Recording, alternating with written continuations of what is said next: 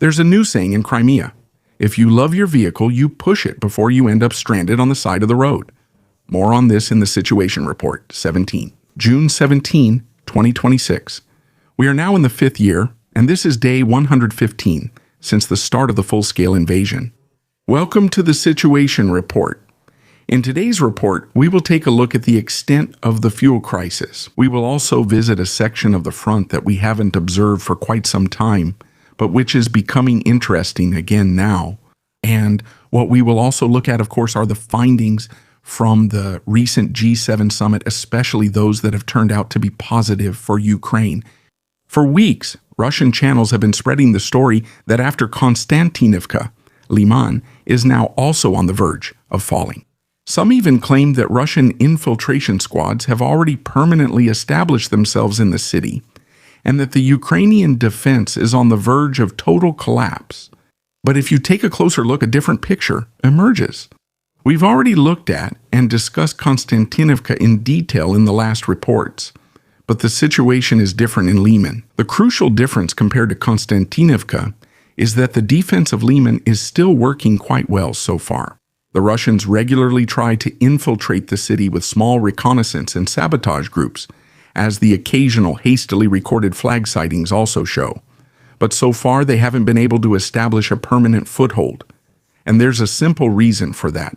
In Konstantinivka, the Russians benefited from densely built suburbs, numerous buildings, and an environment that made infiltration easier. In Liman, the situation is different. The northern and eastern approaches mostly consist of flat, open terrain, as you can clearly see here on the map. Cover is very rare and sparse, and there are many wooded areas that can still be seen on older satellite images, but which were cleared during the Ukrainian defense preparations. This makes exactly the kind of tactics that Russia was able to use successfully in Konstantinivka much more difficult. There's another point as well, the Russian 25th. The army doesn't seem to have focused its main efforts directly on the city itself at the moment. Instead, the attacks are mainly concentrated on the area around Dubrova and Yampil, a bit further southeast of Liman. Apparently, they're trying to threaten the Ukrainian supply lines there and later put pressure on the city from the flank. The area I'm talking about is here, in this section of the front. We're seeing the same behavior as before in Bakhmut. This suggests that even the Russian leadership doesn't expect to take Liman in the short term through infiltrations, but rather in the long term through a flanking attack and the resulting pressure. Of course, the city is still in danger. I can't and won't sugarcoat that or try to convince anyone otherwise. The fighting continues, and Russia is constantly applying pressure day after day. But there's a significant difference between being under pressure and being on the verge of falling. That's exactly why Liman shouldn't be confused with or equated to Konstantinivka at the moment. The Russians are trying to use similar methods, but they're facing a completely different defense concept on the Ukrainian side and completely different terrain conditions that don't favor infiltration. And while the defense in Konstantinivka has already been breached in several places, and both Russian and Ukrainian troops are skirmishing almost throughout the entire city, there's currently no sign of a comparable collapse of the Ukrainian lines in Liman. A woman from Krasnodar is driving from gas station to gas station, unable to find gasoline. She doesn't understand what's happening to Russia, and such reactions are increasingly common. For many Russians, fuel shortages were something that happened somewhere else, but not in their own country, because their own country was one of the largest fuel producers in the world. Now, people in Krasnodar are standing in front of empty gas pumps, while at the same time refineries are shutting down, transport routes are being disrupted, and more regions are limiting sales. For the woman, this makes no sense. For us, it's clear where it comes from.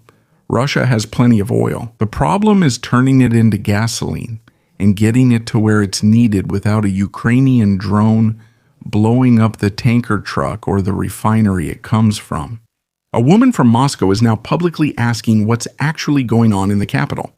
You can't find 100-octane gasoline at any gas station anymore. Brezhnev stations have been completely closed, and no one is explaining to her how this happened. You'd probably have to tell her that Putin's special military operation is still going exactly according to plan.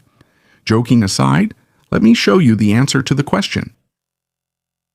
But at this point, to be fair, we also have to mention that most Russians buy 95 or 92 octane gasoline, and not the expensive 100 octane. But as you could see, she was of course able to fill up with the cheaper gasoline too, since it was still available at the open gas stations, at least in the capital.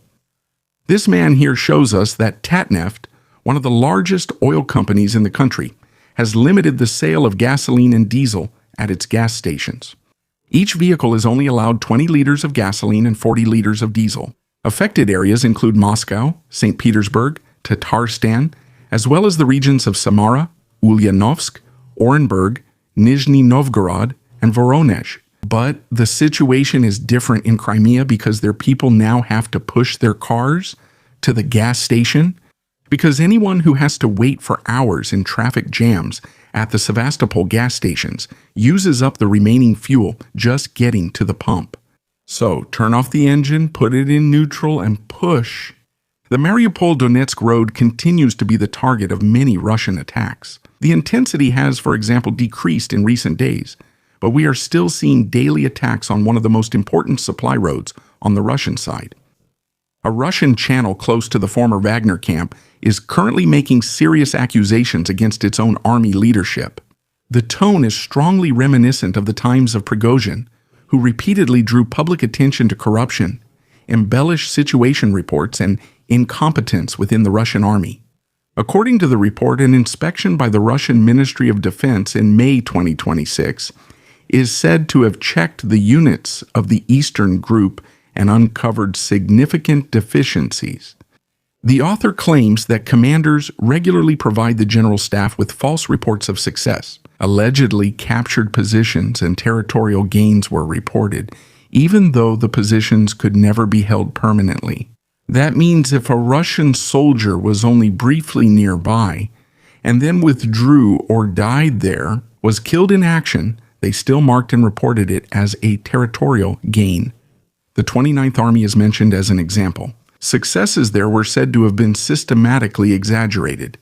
The report describes a case where a small unit briefly reached an area but was then wiped out. In the official reports, the position was still listed as captured. And yes, before some of you start thinking, what difference does that even make? Well, it makes a big difference because what they report up the chain is also reported back by the general staff to other units. That means, for example, if a neighboring unit reports having captured an important intersection, and then the general staff believes it and passes an order on to another unit that they should attack a village via this intersection, then this unit thinks that the intersection is controlled by their own forces. So they go there and then realize on the spot, no, that's not the case, and then they get wiped out by the next Ukrainian unit. And that has actually happened quite often. So it really has direct effects, even right at the front, on friendly units. In addition, corruption, desertion, alcohol abuse, and looting within the individual units are also described. Relief supplies and vehicles are misappropriated, equipment even disappears, and drones are said to have been sold. The accusation that fallen soldiers are sometimes not recovered and instead listed as missing in order to avoid compensation payments is particularly serious. And that's exactly what not only I, but also every other decent reporter has been explaining for months, especially when it comes to compensation payments. They don't get paid if fallen soldiers are simply reported as missing. The only difference, of course, is that this time, the source comes from a pro-Russian environment. The recent G7 summit was quite a big diplomatic success for Ukraine. Why? It's simple. The joint declaration obligates the participants to provide additional air defense systems, interceptor missiles, and long-range weapons that Ukraine urgently needs. Even more important in the long term could be the planned licensed production. The G7 countries want to examine whether Western weapon systems can be manufactured directly in Ukraine in the future. Ukraine is explicitly pushing for their own production capabilities for anti-ballistic systems and their missiles. This would mean that Ukraine would no longer have to wait for individual deliveries. And they would also no longer have to wait for a spare system or a few interceptor missiles to be found and provided in the West, as I would call it.